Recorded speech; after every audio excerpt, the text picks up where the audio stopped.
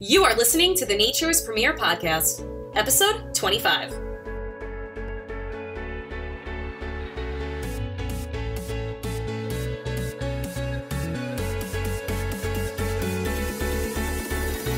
Here on the Nature's Premier Podcast, we talk about everything from bees to babies and sustainable living. Join us while we talk about natural parenting and different ways to live a more sustainable lifestyle for ourselves and our future generations to come. Now let's begin. Good morning, everyone, and welcome back to another episode of the Nature's Premier Podcast. I am your host, Brooke Nichols, founder of Nature's Premier Diaper Service, located here on Long Island, New York, and I feel so blessed to be here with you all today. We are 25 episodes deep, you guys. Now, I know that's not a lot of episodes to other podcasters that have like thousands, but to a small business like Nature's Premier, it means a lot to us. When I started this venture, it was really only supposed to be one, tops 2 episodes a month about parenting, about eco topics, things like that. Nothing crazy. But the podcast has honestly grown into its own thing, and I am just so excited about the journey, about the future journey, about meeting new people, and about all of the past guests that we have had on. I know I have learned a lot from these guests, and even different topics we've been discussing, and I really hope that you guys have too. So I just wanted to say thank you so much for tuning in weekly. We have a lot of people that listen to the podcast, and I'm like pretty surprised about it, but thank you guys so much for tuning in and, dealing with my quirkiness and all that good stuff. It's really, really appreciated, and we're so happy to have you guys on the journey. So on today's episode of the podcast, we are going to be talking about palm oil. Yes, that one ingredient that seems to be in literally everything, from soaps and shampoos to foods and even car wax. Palm oil is inundating our shelves and pushing more and more consumers to question its origin and ethics. This is not an anti-palm oil episode, but more of a discussion about the kind of effects palm oil harvesting is having on our environment, human and animal life that live in the path of where palm oil is grown. The stories many hear about the effects of palm oil excavation has led many concerned shoppers to look for palm oil-free products as to not contribute to the need of this extremely common ingredient. Now, because palm oil literally goes by dozens and dozens of names, it's very, very difficult to avoid it if you do not know what you are looking for. And that's where our guest's organization comes in to help out. Today's guest is Bev Luff, Program Manager of the International Palm Oil Free Certification Accreditation Program. By day, she works as an entertainment agent, and in every other non-working hour, she works for the animals and the environment, while also managing the Palm Oil Free Certification Accreditation Program. Bev has been palm oil free for the last 8 years and has been a longtime vegetarian turned vegan and animal activist, and currently runs a nonprofit called With Compassion and Soul, owners of the Palm Oil Free Certification trademark. Now, one amazing thing that I wanted to mention real quick before we introduce Bev to the show is that her and her incredibly dedicated team for the last 3 years actually raised funds and built and ran a new orangutan rehabilitation center in Northeast Kalimantan, Indonesian Borneo. Absolutely inspiring, motivational, and very, very dedicated to what she does. Bev, welcome to the show. Thanks, Brooke. Yeah, I'm very excited to have you on today. So can you tell us a little bit about your organization, palmoilfreecertification.org? Sure. It's a certifying body, so it's the first of its kind in the world, and it was launched 7 weeks ago now. And I guess we decided to create the program because more and more people were becoming aware of the deforestation that palm oil creates in the beautiful rainforests of the world. More and more people were becoming informed and educated on the issue and were wanting to buy products that were palm oil free.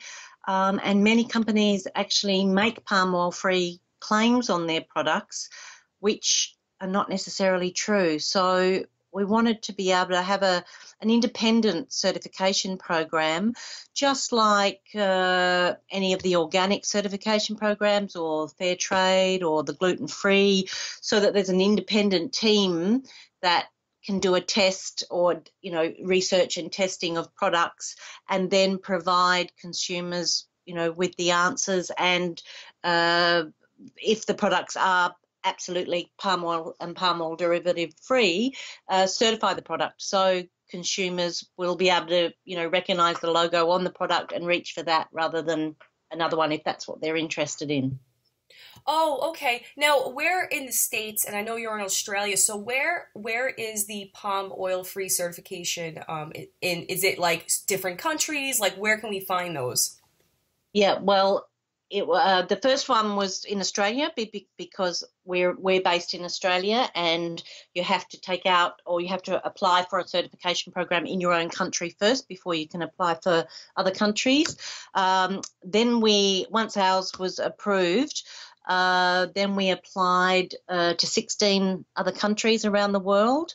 The first to approve our program or accept our program was the UK, so we're approved in the UK.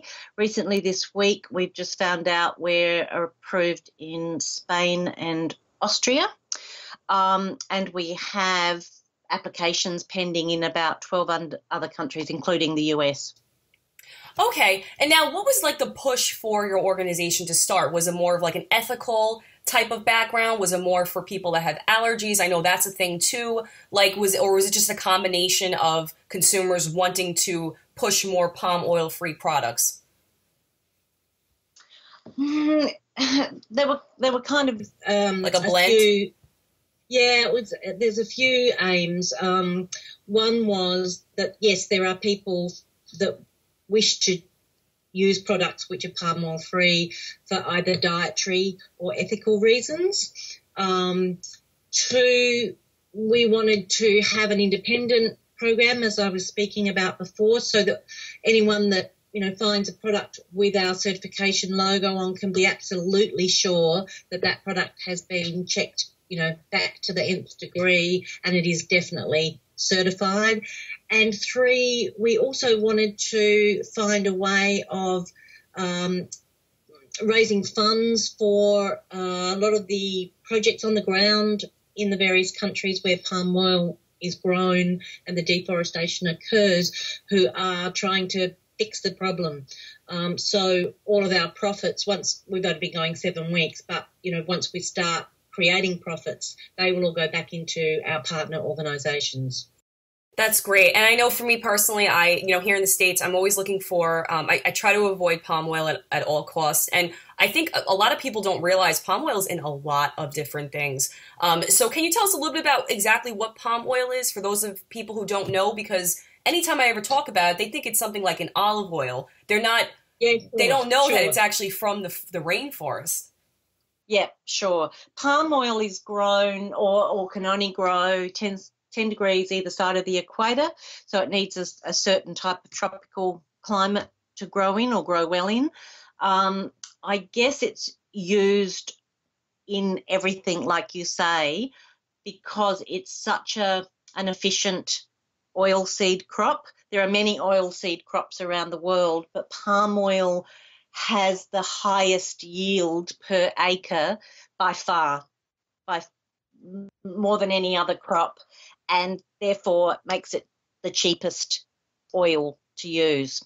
So I think it has something like it can achieve 8 tons of oil per hectare, which is a lot. Yeah, that's a lot. Which is a lot. But also not only the oil, then the whole of it's used, the whole oil palm fruit. So it's a palm tree, and it has these clusters of red. They just look like really big clusters of kind of grapes on there, but on closer inspection, they're kind of hard fruit that have many layers, and the different layers are used for different things. So the outer flesh is kind of what they use to make all the different derivatives that make all the bubbles in your detergent and your shampoos and soaps and things like that.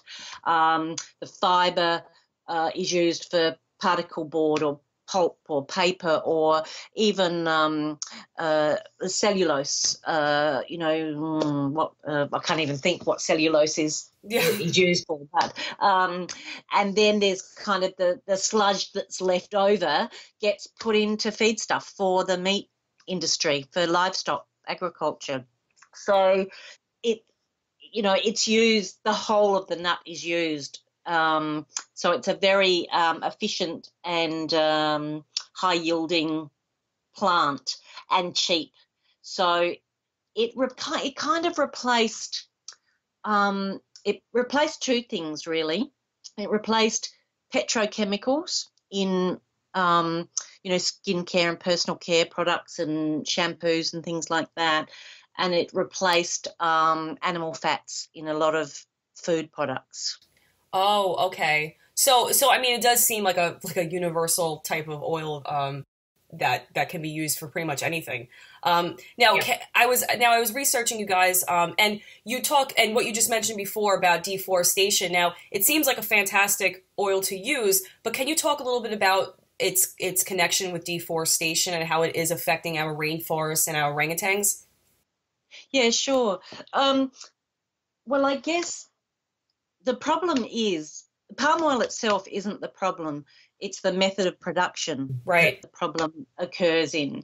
So currently only 17% of all palm oil produced is what they call non-conflict palm oil. So that's meant to be palm oil that hasn't caused any deforestation. So that means that 83% of it that is produced is causing deforestation. So when a palm oil company wants to set up, they buy or steal whatever they want. Yes. Tropical rainforest. Then because the felling of that wood, because it's very, very old tree wood, they get a lot of money for it, which helps them establish their plantation. They tear down the entire forest and plant their palm oil trees. And I think trees go for about 25 years, I think they get out of them.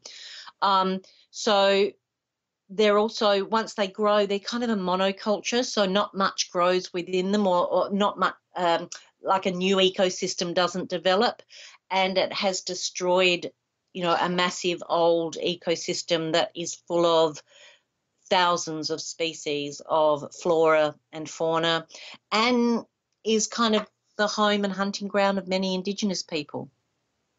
Yes, we researched that a lot, and the biodiversity that's found in the rainforest takes a long time to create. So when they come in and they're plowing these trees down, they're literally just coming in, they're excavating everything. Like you said, they're taking out all different life forms. They're taking out all the biodiversity, all the plants. It's really alarming. And like you said too, it's not even the palm oil itself. It's just where they're harvesting it from. I think there has to be a more sustainable way to get it. Like not even demonizing the palm oil industry, like what it actually is, but just maybe preserving the rainforest in a way that, we don't have to affect it. Like we can do it somewhere else. Is it grown somewhere certain that it has to be like in the rainforest? Can it be grown somewhere else where it's more of like a field type of situation that it's only for palm oil? No, it grows 10 degrees either side of the equator. So that kind of equator belt goes through many countries. So the bulk of palm oil is produced in Indonesia and Malaysia, but it's also produced in South America and other countries along that equatorial belt of 10 degrees either side because they're the optimum growing conditions. So there are many problems really when an ecosystem like that is destroyed. Not only is the ecosystem destroyed, but that creates a whole lot of climatic problems. It also allows easier access for the illegal wildlife poachers to come in and get their beautiful slow loris or the orangutan or the sun bear or whichever animal they want to go and steal from the nearest forest. They've kind of got a clearer entry because it's more open. Right, and that's from the deforestation, right? So, like, let's say if for example, like the Borneo orangutans, like if they're, deep in the forest, if you're coming in there and you're knocking everything down, then you have like easier access to them, pretty much. Well, yes, and because they're now looking for food, all of those animals that have had a chance to move on, and many don't, many get killed in the process, but all of those animals that have had a chance to move on try to find food to feed their babies. So they might come into a village and be a hassle in a village looking for food, or they might come and eat the palm shoots of the new palm oil plantation that has been planted, and then they get into a lot of trouble and they get killed and the babies get stolen, and then the babies are sold on the wildlife trade. Right, right. And that's what Dr. Mary Galdakis, she works with the Borneo orangutans, and she has an actual, like, it's almost like an orangutan orphanage. And all these parents, like you said, they look for food for their babies and they get killed. And you have orphan babies now. And it's a very sad situation. And what other, can you tell us a little bit about other wildlife that are affected? Because I know the orangutans are. Are there any other species that are greatly affected by the palm oil excavation? Well, there's so many. There are so many species. I mean, there are even species of, insects and plants and birds. The hornbill is one that is affected greatly. The slow loris, the pangolin, which is a funny-looking, how would you describe it? It's kind of a small creature with a long tail, but it's scaled and has a long nose, and it's the most it's the animal which is traded illegally the most in the world. So many of those die, and I think they get used in certain sort of cultural medicines in various countries. But there are just so many animals that get affected by deforestation. And also the people that, the say the Dayak people in Borneo, they might grow food for a living or use a lot of food from the forest, but they also hunt in the forest and they use the water in the forest. But when the area has been deforested, those waterways are all polluted, and there's no animals left for them to hunt. It affects them all in huge ways. Yes, and I was researching that as well. The people that live there, they don't even get like asked if they could, if these companies can come in and just take everything away. They just literally come in there, and sometimes these people could die, and depending on if it's done illegally, if it's not done, appropriately. Like I know that even the rainforest, the Amazon rainforest, for example, there's thousands of different plant species, and we haven't even categorized them all. So it's like these species are coming and going before we ever even categorize them, and even it's affecting the people. That's their livelihood. So I think it goes really deep, and a lot of people don't realize that it's just really important to know about these things. I'm sorry. It's not. I was going to say it's not only important to the the individuals, whether it's an animal or a person that live in or around the rainforest. It's actually important to all of us, because the rainforests have a huge job in turning carbon into oxygen and creating rain. So the less rainforests we have, the more that is going to cause global warming and affect the planet. Right. That's true too. And I was reading one thing that they say scientists are saying that within the 100 years we're not going to have any rainforests. Like by the deforestation mass, it's just going to be gone, and that is going to increase our global temperature by an astronomical number. I think 100 years is being quite optimistic. It's generous, yeah. It's generous. I think it'll be a lot sooner than that, but I mean, maybe it is 100 years. I don't know the scientific facts, but from what I've seen, and I mean, you just have to fly over Borneo, and it's palm oil plantation everywhere. Now, if there's a plantation, I mean, I'm very ignorant in these, in this question, because I don't know too much about it, and the more I look into it, I have to take a breather. I have to really understand like the dynamic with how they raise palm oil. Can't they just have one section that's trailed off already and just keep growing it there? Or you said one tree lasts, 25 years or so. Is there only a certain amount of yield that you can get from one palm oil tree, and that's why they continue to plant them everywhere? Well, I think they make a lot of money from tearing down the forest. So even though there are millions of hectares of degraded land they could plant on, they go unplanted.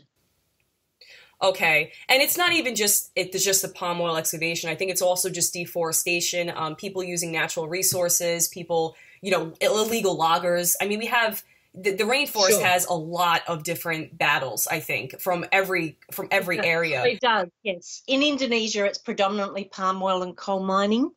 And I guess in the Amazon, it's the beef industry. Yeah, we have agriculture issues. We have all sorts of different issues. So, and it's interesting too, because I wonder why, I guess it's just the perfect temperature, why it's targeted, these rainforests. I mean, that's what I'm learning about too, because I'm like, why don't you just come somewhere in the States? We have a lot, in Texas, we have like huge areas of land. I'm sure people would volunteer land for that, but it has to be just ideal location.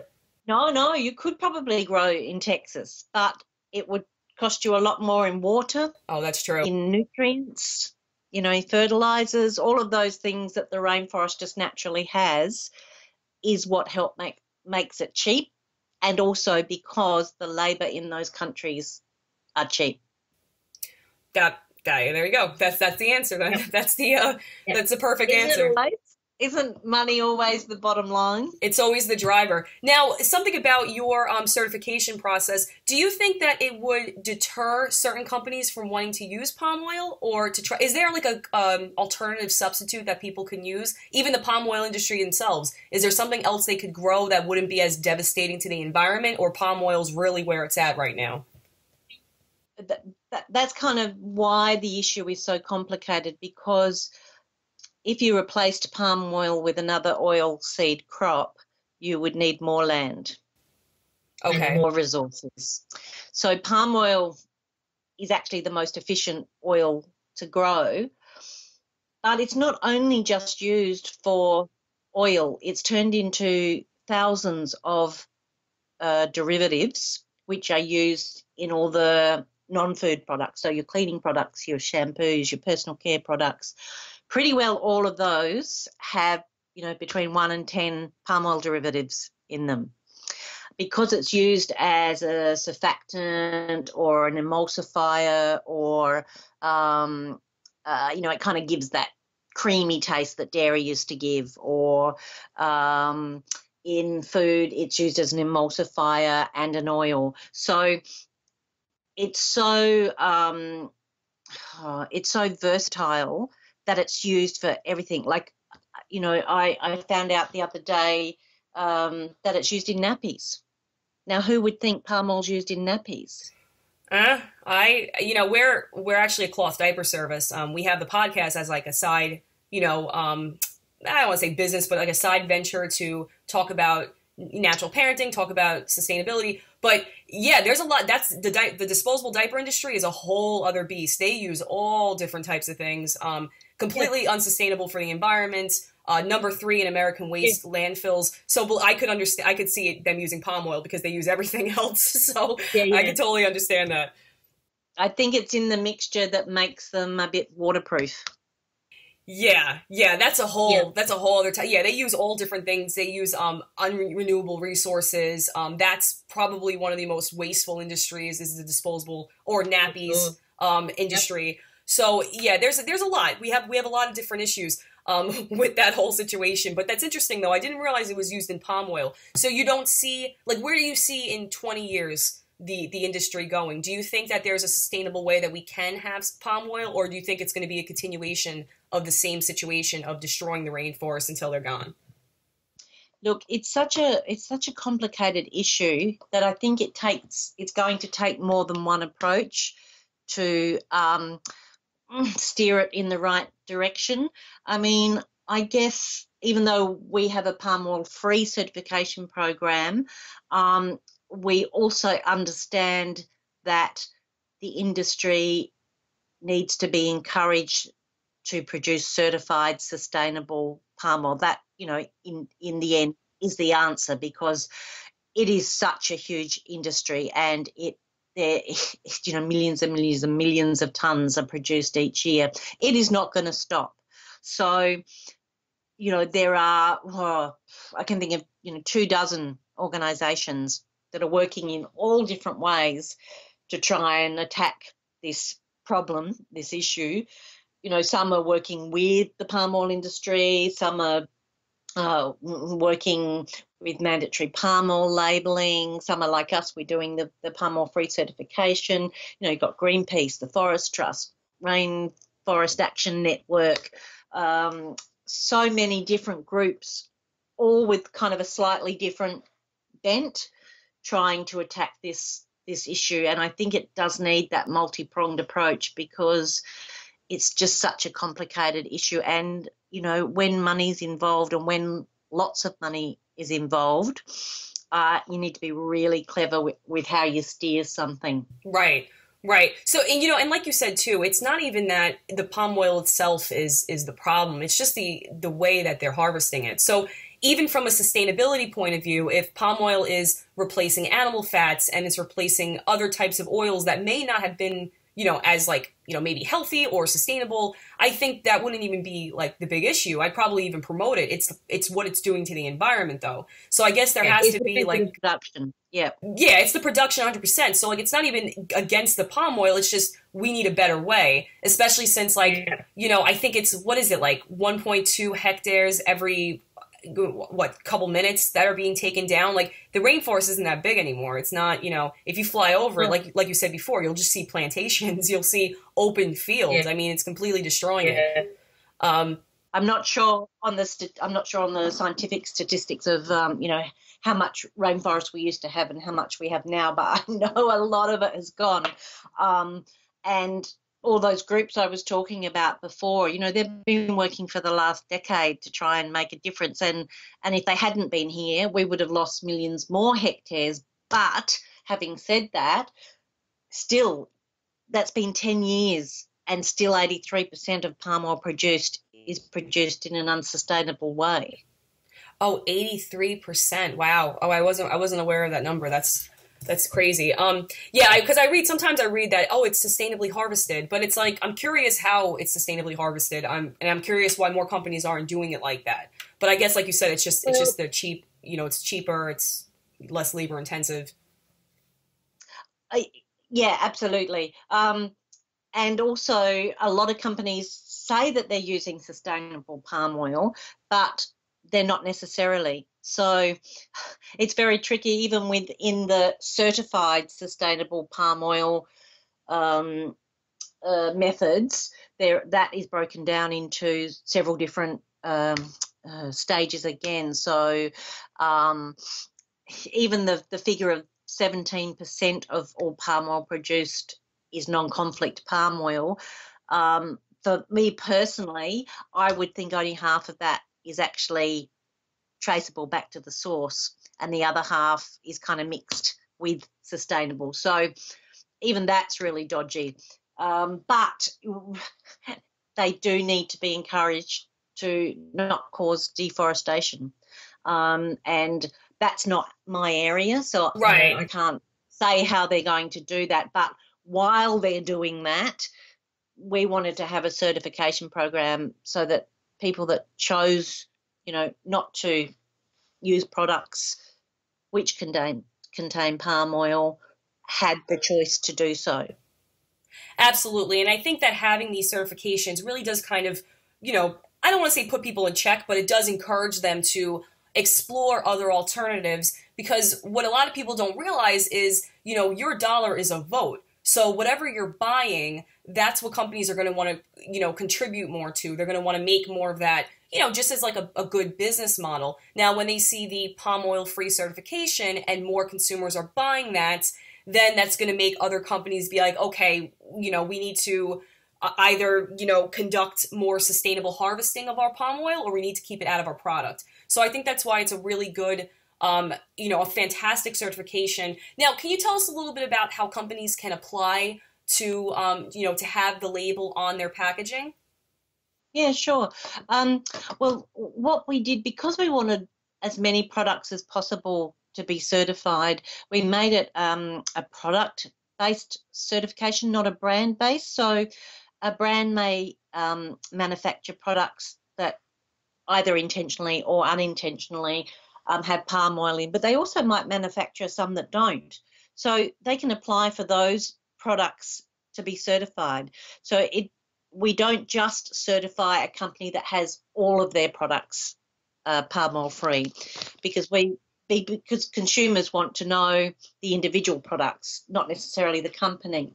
So a company will go through our website and go to the apply page and just give us a little bit of basic information, and then we'll send them some information about how the certification process works, and a little bit of information about the application fees, because there's quite a bit of work in the application for our team, because that's where all of the research happens of the products. And then if one or more of the products are found to be palm oil free, they can then apply for a license to use the certification logo for that particular product. Or, say if they submitted 10 products for certification and 7 of them passed, they can use that certification logo on those 7 products. And then that also might encourage them to then try and rework their formulas for the other 3 that didn't meet certification. And we help them with that, in a sense that we tell them which of the ingredients we found contained palm oil. So that gives them a start, to look for ones that don't, if that's what they're interested in, or they can just apply to certify those 7 that passed, that met the certification criteria. Absolutely. And it makes sense too, because, like some companies may, even for like myself, I can't have dairy, I have a dairy allergy. So some companies will have dairy-free products, but they'll also make products that have dairy in it. So I think it does make sense to not do it as a brand, label per se, but do it per product. So that makes absolute sense. Now, where can companies that have products that they want to get palm oil free certified, where can they apply right now? Where is your label present? Because I know it's in like 14 countries. It's a new company, so I'm curious where, they can apply it in. Well, at the moment, we're approved for Australia, the UK, that's including, Wales and Scotland and Ireland, Spain and Austria, and we're just waiting to hear back. It's a slow process. Like, we applied for those other 15 countries back in November last year, and they're only just starting to come through now. So we've heard back we're approved in, as I said, the UK, Spain and Austria, and we hope soon, we'll hear back from USA and New Zealand and all the other countries that we've applied for. So what I suggest, if anyone is interested in having their product certified, they just go to our website, and there's an Apply Now page on there. They just fill in the details on that. That sends through an email to us, and then we send them back some information. If they're from a company in a country that we haven't been approved in yet, we send them back information about how they can go on the waiting list, and we'll let them know as soon as we've heard, whether we've got approval or not for that particular country, and then we go from there. That's fantastic. Well, I will say the U.S. has a lot going on right now, so it may take a little bit to hear back from them. But I do hope to see your label on shelves very soon. So this was a fantastic discussion. It was a great interview, and I absolutely love what you are doing. Where can our listeners find out more about palm oil free certification and your organization? Well, if they just go to our website, which is a mouthful, it's palmoilfreecertification.org, then they can read up about the program, and they can read up about some of the things that I've spoken about today. And also they can send an email at any time. Our email address is on the website. So. And you're on Instagram too, right? Sorry? Are you on Instagram as well? Instagram and Twitter. Yep, absolutely. And Facebook. So we have all of those accounts under palm oil free certification. You'll find that there. And as each product gets certified, we put up products on all across that social media, but also on the website. So at the moment we have just one company certified with 10 products, and we're in the process of we're going through applications for about 4 others at the moment. One of them has 170 products. So ooh, nice. It's going to be fun. A fair bit of time. And also we're doing all of this applying in the different countries. So we've only been going 7 weeks, but we've had a lot of inquiries and a lot of interest. So, yeah, I hope to see the certification logo on many products in years to come as well. Yes, well, like I said, I mean, it's definitely, consumers are becoming more open-minded. And just to let everyone know, this is not at all to demonize palm oil itself, not to demonize the industry. It's just about education and talk, because people need to know about this stuff. They need to know about the production, because when we have knowledge, when we know things, we can do better things. So this is really so we can somehow, just learn more about the palm oil industry, how it's affecting different wildlife and things like that, and hope there's a push that they can do that more sustainably. Because like you said, it's not going anywhere, but we need to have a better alternative. So, and if they're really keen to know more about what ingredients are palm oil ingredients or derived from palm oil, on our website, there's a page called Alternate Names for Palm Oil. And there's a list of about 590 on there at the moment. So they may be interested to pick up their toothpaste or their shampoo and have a look how many of those ingredients on that list are in the ingredient list on that product. And that is, I've been palm oil free myself for 8 years. So that was the way that I did it, was develop that list, then look up the list, the products, and go, oh, right, no, that's got palm oil in, find an alternative. And it's a pretty laborious process, hence why we've developed this certification trademark, so that it will be easier for people in the future. But there is that process you can go through now if you want to try and find palm oil free products. With food, really, the less processed the product, the more likely it is to be palm oil free. The less, okay. Yeah, well, that's very interesting. Processed. It's true. I bought something maybe like 2 weeks ago. I had no idea. I looked at the back and it said palm oil. I was like, how does this thing have palm oil in it? Like, why does it have palm oil in it? So I returned it because I also avoid palm oil from more of like an ethical, it's like my personal, I'm a vegan, I'm very much like an ethical consumer. So I avoid all of that. But it is in everything. And I'm already looking at milk, I'm looking at a million different other ingredients to avoid. And it's funny that you'd be surprised. You wouldn't know half of them. I mean, I'll just read out some from the list here. Decyl glucoside, cocamide, cetearyl alcohol, CDE, caprylic glycol. There are, on my list here, there's 590 names, and on my private list, there's over 1,000 names I've found so far for palm oil. So it won't say the words palm oil. Yeah. It'll say all of these other names. So, that's interesting. I didn't know that. So they actually won't even, some companies don't even put palm oil. They have a different name for it?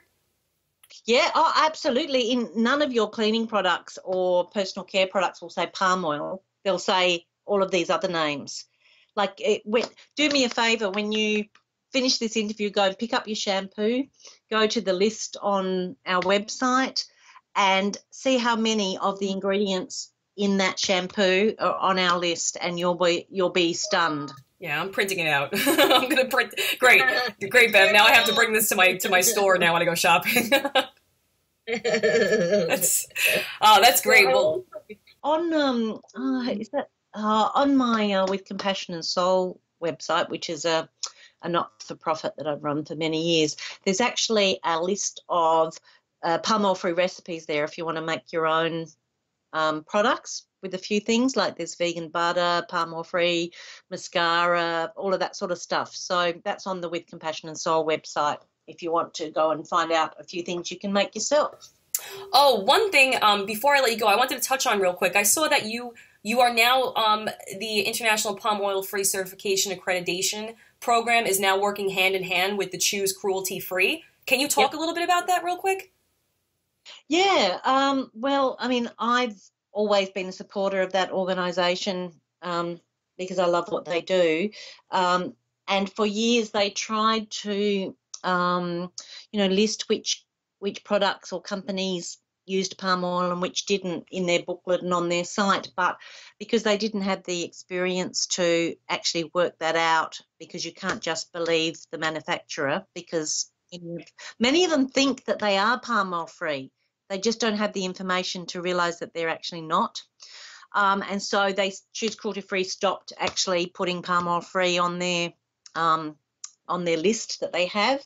And so when we were developing this program, I just got in contact with them and, explained what we were doing and said, how about we do this thing where any product that we certify and is also CCF certified, we'll mention that on our list, and you do CPOF, we call it, certified palm oil free, on yours. So each time we certify a product, we let them know, and then they add that to their listing as well.